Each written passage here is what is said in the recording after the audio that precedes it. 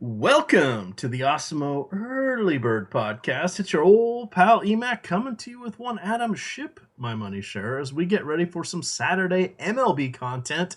12-game main slate. That's going to be awesome.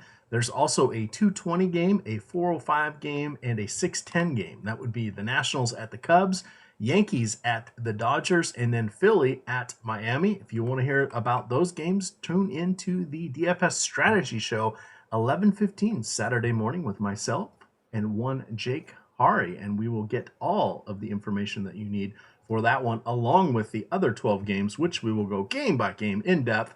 Adam and I, as we normally do, are going to focus mostly on pitching here. We will use DraftKings as our main guardrails, and then at the end we will talk about different strategies with Yahoo and Fantasy or FanDuel, and Adam will chime in as he sees plays when he gets to them, because he has a much better spreadsheet built out than I do. How are you doing? Doing good. Just got started on the Friday, so watching the Rays beat the hell out of the Orioles. Oh, how is that one turning out? I was like, it's only 7-0 in the top of the second. What'd you say? 75, so I wasn't quite as excited. I was hoping, we're getting all used to these 90-degree. Guess they didn't really need the weather. Oh, the Nationals won early, 9-3. And what'd you say? Oh, 7-0 in the top of the second. That reminds me of, God, this was back in the FanVice days. It was a Saturday, and you went out and mowed the lawn and had a bunch of whomever was pitching for the Orioles. God, it might have even been against the Rays when they were not so good 3 years ago, and came back in, and they had given up back-to-back home runs in the first 3 innings. Good times there. Well, for me. It was not the Orioles pitcher. It was Colin McHugh against the Orioles. There we go. Thank you. Oh, and you remember that. Why do we remember our bad beats, but then never really remember the good ones? Yeah, exactly. Oh, all right. But let's get on into our slate here. The first one we're going to talk about is Cincinnati Reds at Pittsburgh. Reminder, oh, no, I'm blanking. It's righty power that is not as good in Pittsburgh, though Pittsburgh has been trending up a little bit this year is with regards to park factors, Adam. I don't know what you look at. I look at a mixture of them.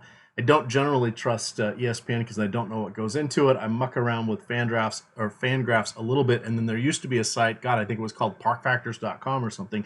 They don't update their stuff anymore. That used to be my go-to, but a little more of an offensive environment than we were expecting. We have Alex Wood at 8,000, Southpaw going there against the Pirates. On the other side, Trevor Williams, who got knocked around in his last start, 4.5 run implied total for both teams, going to be in the mid-70s at first pitch, 40% humidity. Looks like a pleasant day. Feels like a late April, early May day there. What do you want to do with our first pair of pitchers? Trevor Williams at 5,800 on DraftKings. We'll get into some lineups just because of the salary. He's not a good pitcher, but the matchup isn't the worst. It's not the best, but it's just kind of a middle-of-the-road matchup against the Reds. 5,800 for Williams, I think, is cheap enough. Only 17% strikeout percentage, 5.12 Sierra. Certainly not a good pitcher, but not the worst pitcher I've rostered this year. All right. Want to give a shout out here to our, of course, presenting sponsor at Yahoo. Now, they're not doing the rake-free or management fee-free baseball tournaments because they've got that $1 million rake-free NFL Week 1 contest out there. But what they have done is they kept their $3 tournament, 10 entry max, $5,000 prize pool, 600 to first, which is pretty solid because the other one was 4,500 and it was only 500 to first. Top 20% are paid out, double your money for a minimum cash, which is nice. And then the management fee is only 10.4%. So still significantly less even than their usual 12%, but much less than the 15.9% we're seeing on the other big sites. So definitely check that out. Go to any of these spotlight hitters and stacks articles. Third paragraph will give you the link, the promo code, and instructions on how to claim your initial $30 deposit bonus for DFS, Adam, for DFS. If you've played season-long money leagues there and not done DFS, you can still get in on the fun. I've got a couple season-long drafts, Adam, with waiver wire. So I've done almost 150 best ball drafts at this point. I put some notes together. I'm going to post them at some point. Work got real busy for me after I took that week off, but I should have something up this weekend for that so people can see what I'm doing. I understand you've been doing some high stakes leagues for best ball. How is your initial dabbling in that dalliance? I'm enjoying it. I think that obviously my first two, I didn't do great. Looking back, I clearly can see mistakes that I made, but I think I'm getting better. I'm enjoying them. It'll be nice to have some stuff to sweat during the season that doesn't involve DFS. Yeah, absolutely. It's a lot of fun. I like the ones that generally go through the first 16 weeks. They do that on draft. They've also started best ball this year for the first time on Yahoo. I'm not sure if they've launched that yet on their app. However, what they have launched on their app, listen closely, gamers, because this is a good one. This was a direct message coming from the powers that be at Yahoo that wanted to let us know that you will be able to utilize your Yahoo Fantasy app to watch and stream any local and national NFL games this season for free, regardless of your carrier. Regardless of your carrier. Now, the reason we're mentioning it is it's one of those little deals that is not really going to be pushed by Yahoo for whatever reason. There's probably something to do with Verizon and the other carriers and all of that, but this is something you definitely want to keep in mind. That's going to be nice. And I'm sure that one Josh Engelman, for those of you that are not tech savvy and in the premium Slack chat, he'll tell you how you can hook up your app to your TV and stream them that way. I still get the red zone and I use the Roku, Adam, because I'm not very good at making technology work for me. I generally work for technology, but this is an exciting development because those Monday night games, Sunday night games, they get to be a little late. Now I can watch them on my phone in bed. Much Yeah, it's better. pretty My cool. wife won't yell about that. She's not happy when the laptop's in bed and I'm watching the game. That's too bright. But the phone, I think I can roll over on my side, put the covers over my head, and I can watch it. We'll see. Yeah, I wish there was something like that for baseball because I wouldn't have cable. The Uh, Orioles are basically the only reason I do. yes, that is the I was going to say, but they do MLB TV. I watch it all the time. But you're right, you can't watch the local games. So for you and I, that means no Nationals or Baltimore game. Oh, shout out to your Baltimore Orioles finally paying up that whole Masson TV network thing. They owe the Nationals 100 million, Adam. That should be fun. Did you not see that article today? No, I hadn't. And well, I hope you enjoy Santander and a few of the other young guys because I don't think they're going to get any free agents with the way they throw around nickels like manhole covers. But yes, they finally settled that one. Initially, it was supposed to be 53 million, I think, or 59 million. They went and they said, "No, we're not going to pay that." Went back to into the court system, and now it's 100 million. By the way, plus interest. So, Los woohoo! Angeles actually lost. Yes, not good times. Not good times. All right. Alex Wood, before we get on to our next game here, intriguing matchups a little bit. I want to see what his pitch count was. I know it was higher than I had expected, but I can't remember his last start. Okay, he's been pretty good. 92 in his last start, 78, 66, and 93. So I suspect we will see him for a solid 80 pitches up to 90. That is a reasonable number of pitches, but he has been, a little rusty, shall we say. 5.9 ERA, 1.5 whip, 21 strikeouts across his 24 innings. Not too shabby, considering he missed a whole chunk of time there. Any interest in Alex Wood amongst our 24 pitchers that we have on this main slate? No, I don't think so. Just not great strikeout stuff for Wood. Not a real good strikeout matchup. Pittsburgh's not as good against left-handed pitching as they are against right-handed pitching. But even looking in that same price range, if I wanted to go there, you have Max Fried, who's only a little bit more expensive. You have Kobe, the White Sox. I think that I'll just go to different pitchers. Sounds reasonable. Now, we don't have a Tampa Bay pitcher yet for our next game. I'm assuming they're doing some sort of opener and then long reliever. I'm assuming Beeks might be coming around again for his start, but John Means is the listed starter here for the Royals. Been a little bit rough since the All-Star break. 7.5 ERA. Not exciting. He still just has a 3.7 ERA on the season. Yes, I know those are not advanced stats, but I just want to show the dichotomy of how good he was in the first half of the season, how bad he has been recently. Is this bad luck? Has the league figured him out? What are your thoughts on John Means going against a Tampa Bay Rays team that can get righty when they want to? He was on the injured list for a while too. Missed a while. I don't know what the dates were on that, but he was on the injured list. Hasn't been good though, like you said, but I think that it's kind of regression that we expected. He was having an amazing first half at preventing runs, but he's just an average pitcher, and it was going to come back. He was going to come back down to earth. I think that he's still an average pitcher. Like nothing has changed for me. He still has a really good changeup. He actually has a lot of movement on his fastball as well. It's just a matter of him figuring out exactly how to put those pitches together and get more strikeouts. He hasn't been able to turn it into good strikeout numbers yet. It's a pretty dangerous matchup here against Tampa Bay. Probably only going to have Austin Meadows as the sole lefty in the lineup. I assume everyone else will be right-handed. And the strikeout numbers really haven't been there against righties, even though his changeup is so good. So it's going to be difficult for me to get to means. He's cheap enough where you can make an argument for it, but I think that I would prefer Chase Anderson. I think I would probably prefer Trevor Williams. All right, and that's the one thing to keep in mind with Tampa Bay. They generally shift their lineup around a lot, depending on if they're facing righties or lefties.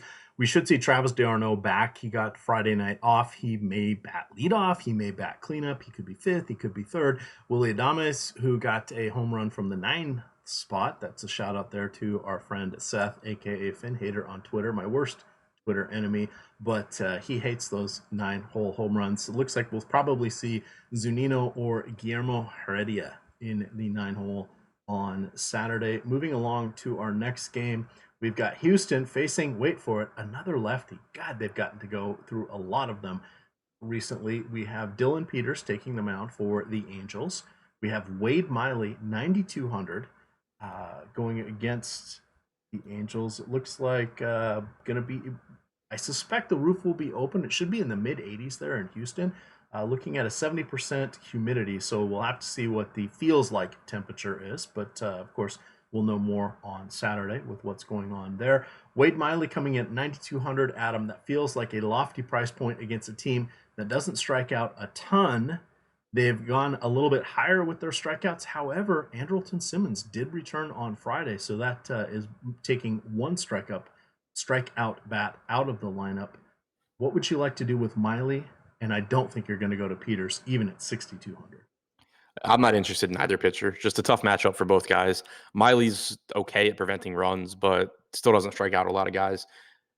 And he's overpriced for a tough strikeout matchup with the Angels. Peters, certainly not someone that I'm looking to get to against the Astros, no matter how much the Astros are struggling right now. The other thing we want to think about, particularly on DraftKings and Yahoo, the dichotomy of pricing for the top 5 hitters versus the bottom 2 or 3 hitters is drastic, meaning we'll see Chirinos, Reddick, potentially Marisnik coming in at lower price points. That's when we enact a wraparound stack. Don't forget about that. If you're hand building lineups, you may get some lower popularity there with Springer, Bregman, Altuve, etc. Jordan Alvarez got Friday off. He should be back in the lineup. So don't sleep on that. They have a 6.2 implied run total. They will be somewhat interesting on the main slate, which has, again, 24 teams in action. We should see some popularity diffused. Our next game, we have pitchers. Wow.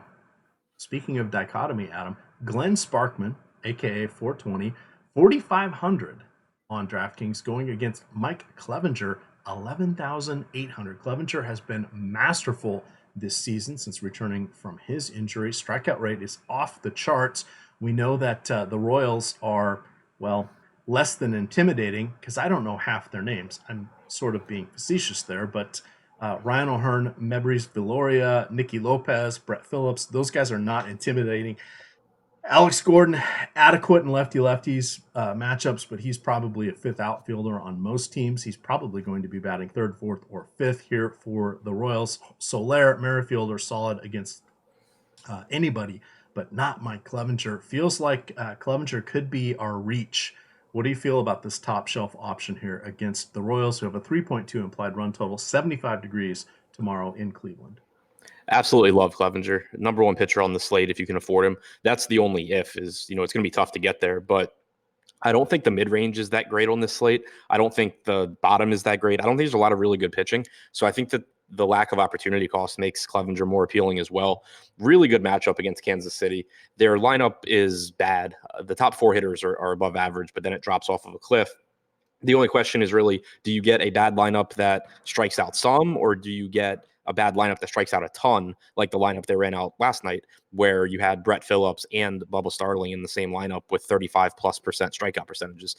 Clevenger this year, he's always been really good and just getting better, but this year he's increased his breaking ball usage as well. He's thrown his slider over 50% of the time to right-handed hitters. His curveball usage is up to 20% to lefties, and the result is a 43.8% strikeout percentage against right-handed hitters, 30.4 against lefties. 3 out of the 4 good hitters on Kansas City are right-handed, so that plays into Clevenger's favor, and he's still striking out 30.5% of lefties, so it's not like you're concerned about guys like O'Hearn or Valoria or Phillips or Lopez being left-handed. So absolutely love Clevenger. Going to do what I can to get him into a bunch of lineups. All right, he's head and shoulders the top priced option on FanDuel. 200, your next most expensive guys are Zack Wheeler. I thought Boyd was going to start on Sunday, but I'm seeing him on FanDuel. Oh, yeah, they've got that incorrect because their blurb even says he's going to expected to start on Sunday. He had been on the paternity list. They did activate him, I believe, on Friday, but he still was not expected to pitch until Sunday. On Yahoo, 58 for Clevenger, 46 for Madison Bumgarner, Nova 40, Zach Gallen at 40. So definitely he's head and shoulders everybody else. And then on DK, he is 11,800. Bumgarner really priced up there, 10,400. Zach Wheeler getting what Sonny Gray wishes he could at 10,000 even. So it's going to be a stretch there for Clevenger, but I think it is going to be worth our efforts. On the other side, Sparkman, 4,500. Really only interested in him potentially on DraftKings. I don't like the matchup against Cleveland. They have so many good lefties, and then you've got Franmil Reyes and Yasiel Puig, recent additions that just knock the crap out of the ball against fellow righties. Sparkman at this point, a price play only, Adam? Yeah, and not an appealing one at that. I really don't want to get to him in this matchup. He's got a 13% strikeout percentage, 5.55 Sierra, and he's that is good offensively and doesn't strike out. So hoping I don't get there, even though he is only 4,500 on DraftKings. All right, and then just from the bottom here at Yahoo, you've got Felix Hernandez coming off the injured list. He's 25. Dylan Peters, 25. No interest in those guys. Sparkman, 25. Nope. Looks like it's probably Chichi Gonzalez, or at least according to them, 26. Nope. Trevor Williams at 26, maybe. Chase Anderson at 30, potentially. And then Martin Perez at 30. Colby Allard at 30. So we've got some choices here at Yahoo for some of our cheap guys. We'll talk about that again at the end of the podcast. Next game up, 7-10 matchup here. The Braves are in New York taking on the Metropolitans. Max Fried, 8,300. Zack Wheeler, 10,000 even. 4.3 implied run total for both teams here. Looks more or less like a pick'em, slight shading there to the Mets as the home team, going to be in the mid-70s. Mild humidity in the 35% range. You mentioned Fried. We do know that it's a somewhat watered-down lineup there for the Mets. They still do have Pete Alonso, Ahmed Rosario. Wilson Ramos got Friday off, but he'll be in the lineup. J.D. Davis potentially getting a little bit better. And then the Todd father. Nobody that intimidating outside of Pete Alonso. Sell us on Max Fried. I don't love him at 8,300. It's just that I would rather roster him than whoever we were talking about at the time, Alex Wood. He's got the best barrels per batted ball percentage in baseball. He does a really good job keeping keeping the ball off the barrel and getting quality contact when hitters put the ball in play. He's got a 24.1% strikeout percentage, which has been rising as the season's gone on. He has really good stuff. Walk percentage is reasonable at 7%, 3.45 xFIP, 3.97 Sierra.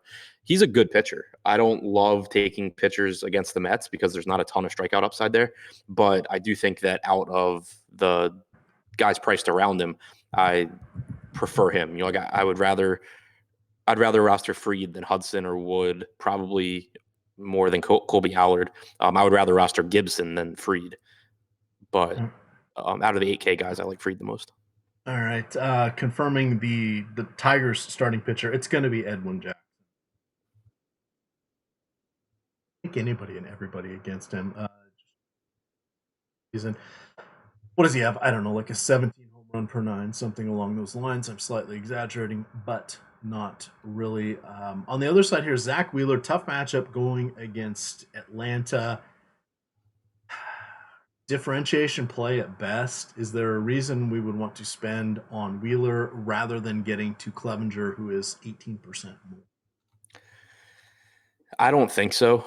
Wheeler does go deep in the games, which is nice. Atlanta's not as difficult a matchup as it has been for a lot of the season because you don't have Nick Markakis in the lineup. You don't have Ender and Ciarte in the lineup. Austin Riley is on the injured list as well. So the bottom of the order really drops off compared to how it used to look. But it's still not an easy top of the order. Some of the guys towards the bottom don't have the highest strikeout percentages still. So I think that Wheeler is fine. I would rather pay 10K for Wheeler than 10,400 for Bumgarner or 9,800 for Lamet against Boston or 9,600 for Bassett against the Giants. But I really would just like to get the Clevenger. Hey, the bottom of the order drops off.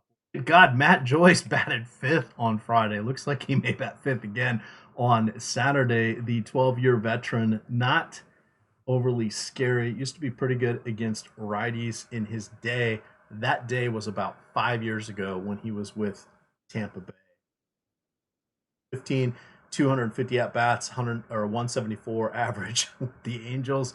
The next year he played 140 games for the Pirates, 240 average. Next year he went over to Oakland, played 140 games, 243 average. Last year he was with Oakland, 208 average. This year he does have 125 at bats with the Braves, 272 average. Yikes. Not going to worry about him as the fifth hitter. And let me congratulate him now on his double dong night, Right. since I have said that, because that's how baseball works. Let's see our next game here. A couple more 7-10 games. We have a very robust 7 o'clock schedule here. We have Texas at Chicago. It's going to be 75 degrees. That's about 25 degrees less than what the Rangers generally have been facing this summer. Colby Allard, the lefty, coming in. Adequate minor league numbers. I was looking at that again today. I want to say off the top of my head, like 7 or 7.5 strikeout per nine in the upper levels if we get rid of his single A numbers. Ivan Nova on the other side at 6,800. We do know that Hunter Pence randomly was scratched on Friday. Let's see, Mazzara is on the injured list, and then Danny Santana is a little bit dinged up. So some of the stalwarts there for Texas are out of commission. And then, of course, I'm blanking because he's been out forever. Their home run guy, Adam. Help me out here.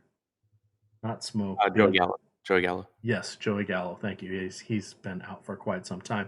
So Ivan Nova, literally smoke and mirrors. Doesn't really strike anybody out. Somehow in his last 6 games, going from memory here, he has 2 complete games and another one where he went like 7 1/3 or 8 innings. That's going to disappear at some point. The regression monster's coming, and he is hungry. What do you think happens on Saturday with Nova and Colby Allard? Nova's just more expensive than I want to get to. If he were 5,500 or something like that, I could see it. But at 6,800, it's still pretty tough for him to really exceed that price point. There are some good left-handed hitters in this lineup with Chu, Santana, Calhoun, Odor's okay. So I don't really see getting there. I think Colby Allard's okay because the White Sox do strike out a lot, but he's also priced up for this matchup. I think that I would rather roster Colby Allard than Alex Wood, but I'd probably rather get the Fried. I'd definitely rather get the Gibson, and I really just don't love that price range. On to our next game here. Milwaukee. Looks like the roof will probably be open, going to be in the low to mid 70s there, about 45 to 50% humidity. We have a former Marlins pitcher, Zach Gallen, at 9,400. I can't do that against Milwaukee. They do have a 4.6 implied run total. Zach Attack, not a bad pitcher, but not one I want to take in this matchup. On the other side, you have Chase Anderson, 6,000. That's somewhat intriguing. He is like a slightly better version of Ivan Nova.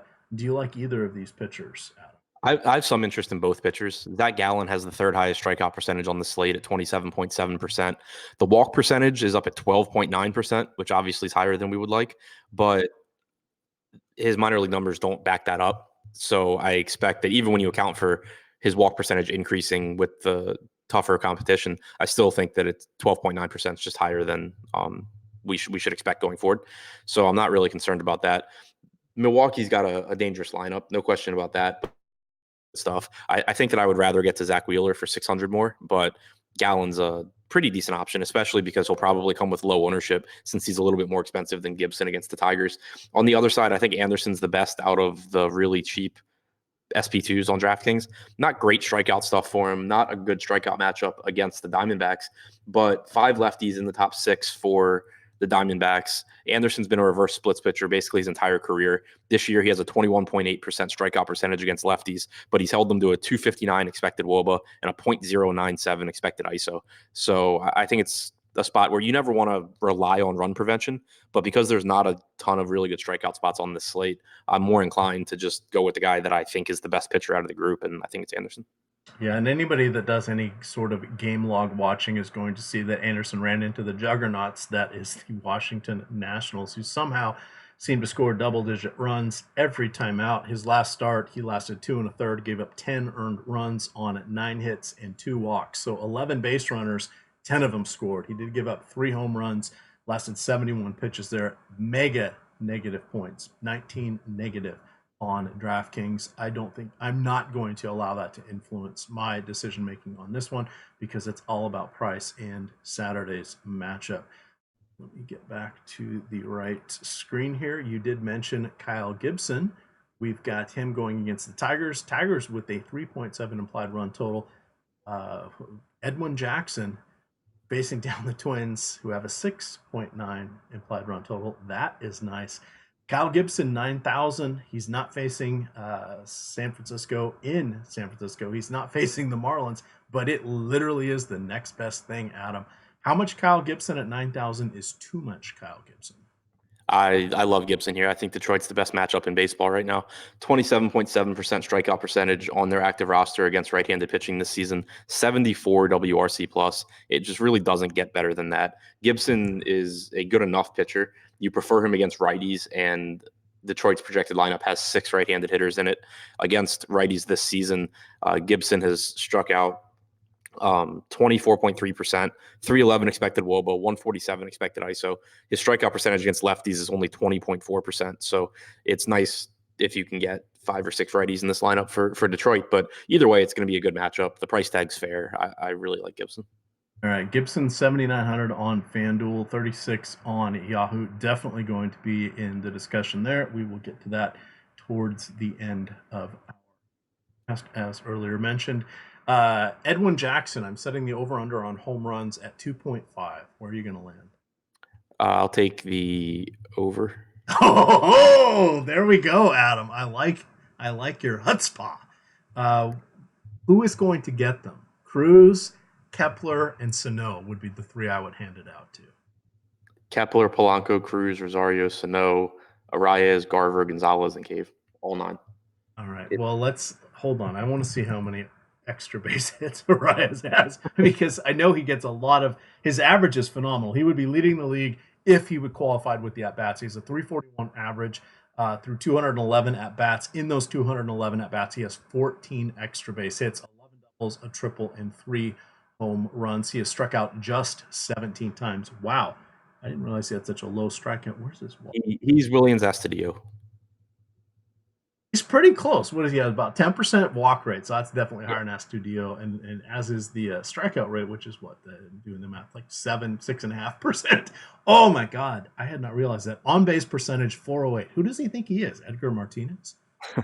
Yeah, I mean, he's a good hitter. He's obviously not a great DFS hitter because he doesn't hit for a ton of power. But in all seriousness, I mean, Jackson has put together a few pretty decent starts lately, but nothing suggests he actually should be good. Going back to last season, he's allowed a 237 expected ISO to righties, 202 to lefties. Minnesota's pretty reasonably priced considering they have a 7 implied run. Kepler at 5K, Polanco at 5K is reasonable. Same with Sano and Rosario. Cruz is really expensive, but it is what it is. Like, I want to get to a lot of Minnesota. It just may be tough on this slate because there's not a ton of good cheap pitching. Moving along, it's our 7:15 game, the last of the 7 o'clock hour starts. We have the Colorado Rockies in St. Louis taking on the Cardinals. Chichi Gonzalez, yeah, really, no thanks. He is 4,800. And then on the other side, Dakota Hudson, priced up for this matchup. Colorado coming in with 3.8 implied run total, relatively low, but we do know that when they are on the road with their weighted runs created plus, which is the advanced metric that neutralizes ballpark factors, creating league-wide scoring efficiency baseline of 100, has them in the bottom three. I want to say it's 70, low 70s. So that basically they score about 25 to 30% less than the average team against righties. Dakota Hudson has a lot of ground balls, and he gets some strikeouts to back up his price point, Adam, at 8,500 on DraftKings. Yeah, I mean, it's just really difficult to justify paying that salary for him because his strikeout percentage is so low. Also, most of the Colorado lineup will be left-handed, which is not great for him either. He has much better numbers against righties than lefties, as you would expect with the type of pitcher that he is. 379 expected WOBA to lefties compared to 296 to righties. Low strikeout percentage against both sides. Colorado only has a 3.8 implied run total, but it's just really difficult for Hudson to pay off a salary as expensive as his. Yeah, 7,500 might be a little more of the decision point. 85, we shall see. Now we're on to the lone 8 o'clock game. This is at 8:40. We have just three more games to go here. Everything's loaded, front loaded here on Saturday night. We've got Boston Red Sox continuing their series in San Diego. It looks like, wait for it, Adam, it's going to be in the mid 70s. Very, very little chance of precipitation, slight breeze, and humidity around 60%. Sounds like a perfect day. Oh, wait, it's San Diego. Every day is perfect. By the way, did you know what San Diego means? Whale's vagina? It does, actually, according to one Ron Burgundy. Nate Eovaldi, with his pretty fastball that's incredibly straight and no longer as fast as it once was, is at 7,500. Yeah, we don't have Franmil Reyes, but Hunter Renfroe, Francisco Mejia, Manny Machado, Eric Hosmer, and Will Myers, if in the lineup, should be able to tee off on that. No Eovaldi for me. Dinelson Lamet, 9,800 going against Boston. I can't do that either, Adam. Any redeeming qualities for the pitchers here? I don't think so. Eovaldi threw 43 pitches, got lit up by the Orioles his last start. Hard to see him going too deep into this game, and he's not really cheap. And then Lamet has really good strikeout stuff, but you're paying for it, and he's got a brutal matchup against the Red Sox. So I don't think either pitcher is bad, but I'm not interested in rostering either one. All right, that brings us to the Athletics and Giants. We've got Madison Bumgarner coming in here, allowed 4 runs in 6 innings in his last outing to Arizona, struck out 9, walked 2. On the other side, it should be Chris Bassett, who has been, I don't want to say outstanding, but much better than advertised for the Bassett Hound. He is 40 on DraftKings. Let me see where he is. He is 90. Good God, 9,600 on DraftKings. That 40 was on Yahoo, and then I'll have to look him up here on FanDuel. Any thoughts about Bassett? I'm going to say no bueno to the opponents at this point. Yeah, I think he's just overpriced. He has a decent matchup against the Giants as far as run prevention goes, but not the best strikeout matchup, not the best park for strikeouts either. Overall, this season, he has a 22.2% strikeout percentage. So it's actually identical to Kyle Gibson, except he's facing the Giants, whereas Gibson is facing the Tigers. So advantage Gibson there. His Sierra is about 0.4 of a run higher than Gibson's. His strikeout percentage is 2 points lower than Max Fried. It's lower than Wheeler. I just can't see getting the basket. All right. Did my voice change here, or is my microphone okay now that I knocked it over? No, you're good. Okay.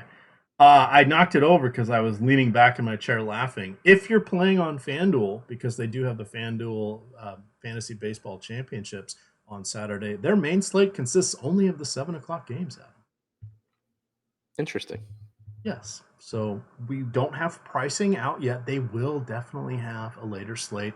But that is the end of our FanDuel conversation. I did notice last weekend when DraftKings was doing it, they had a special slate that you could choose if you were creating your own games or playing with friends. That was they left out whatever the last game was on Friday. I want to say it was Arizona. I want to say Arizona and Milwaukee maybe. But I think that wasn't it the night that the Nationals literally went forever?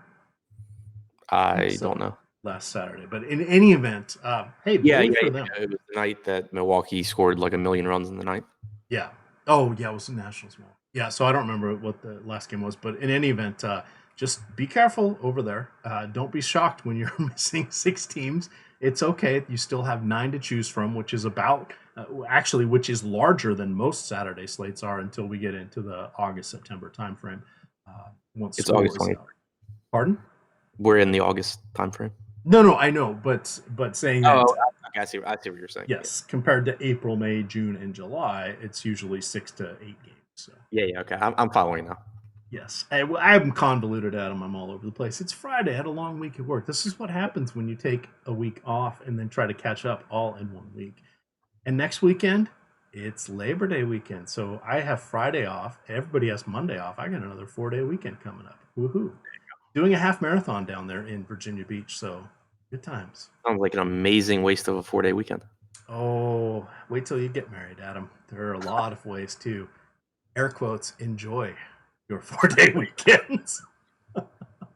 Okay, on to shout out to my wife who puts up with all my crap, but she's a doll. Last game of the night, Felix Hernandez coming back. He was on the 60-day injured list.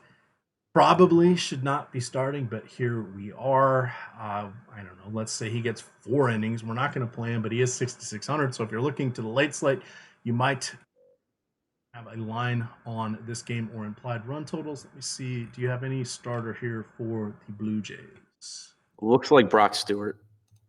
Will he have an opener? I have no idea. All right. Could be a bullpen type game. Again, tune in at 11:15 on Saturday morning. Jake and I will have all the information for that one. Let's assume it's a whole lot of nobodies. If it's a righty, play the Mariners lefties. If it's a lefty, don't really play the Mariners except Tom Murphy. Let's talk about going against Felix Hernandez. This is going to be his first start since early May. He has been out for 3 months. He's been in the minors for a little bit. This is pretty much his last hurrah with the Mariners. Any interest at all in Felix? I guess not. How about the Toronto hitters? Yeah, I think the Toronto hitters are interesting. They're still inexpensive. We have no idea what to expect from Hernandez. He threw 69 pitches in his first rehab start. Nice. Yeah. So he's reasonably stretched out, but nothing really suggests that he's going to have a good game. And you're getting a lot of power from Toronto with Guerrero and Bichette and Grichuk and Smoke and Hernandez. A lot of high upside hitters in this lineup that are expensive. Yeah, this is no knock on Felix Hernandez. You literally had basically 10 seasons in a row where he pitched 200 innings a season. He has been a stalwart. Never made the playoffs with the Mariners. Fortunately, I think, didn't he have the Cy Young? He went like 10-12 one year or something. He got the Cy Young, if I remember correctly, many moons ago. But yeah, not exactly his cup of tea in any matchup going forward. Maybe against Miami, San Francisco, or Detroit, but they are not on the docket. It is the Toronto Blue Jays. That's not going to help him. That does it, Adam. We got through our 24 pitchers here. We got this done in 35 minutes. Any final thoughts on the slate? No, just be sure to, if you're a subscriber and behind the paywall, check out the deep dive article I'll have out tomorrow afternoon, breaking down the slate, especially the pitching, digging in pretty deep on those guys, especially where I think that there's a lot to dig into because there's not a lot of obvious stuff. Yeah, and that's I love the format that you have created. For those of you that have not checked it out, that article is usually free 1 day a week. But Adam does the majority of the pitchers, most slates, usually at least 10 pitchers on the main slates. And he does pros, cons, and then that follows up with the deeper dive show, because sometimes things change once we get lineups, roster construction, get some cheapies in fifth or fourth or fifth outfielders or backup utility guys that get in the lineup and kind of can get us some savings and change construction a little bit. But it's very helpful because I like seeing what the pros are, and then I like seeing what the cons are. And very rarely, Adam, but it still does happen. Sometimes you put out the cons and you don't have any. Like if maybe a Houston pitcher is going against Detroit with 5-1 win odds. Yeah, exactly. But yeah, no, I started doing it that way because I think it's just easier to digest. Like, a lot of times there will be something I want to point out about a pitcher, and it's a negative. But if there's just a paragraph about him, everyone assumes that I. So I think it's easier to do it that way. Absolutely. All right, we are going to get on out of here. Remember, if you have that Yahoo app, you can watch any NFL game in market, any national game, whatever, through your Yahoo Fantasy app. Definitely download that. Check that out. They do have their couple contests tomorrow, 10% management fee on it, so not too shabby there. And then they have the $1 million management fee free contest, 10 entry max. Yes, it's $25 per entry, but 10 entry max. That's it. If you're going to earmark some cash for week 1 NFL, it needs to go into that tournament. We will have specific Yahoo NFL content written by yours truly that will be in front of the paywall. And then, of course, behind the paywall, we will have popularity projections as well as player projections for NFL, like we do for the other sports with Yahoo. If you want to follow Adam on Twitter, you can at ShipMyMoneyDFS. I am at EMACDFS, and of course, it is Osimo_COM. With that, gamers, good luck.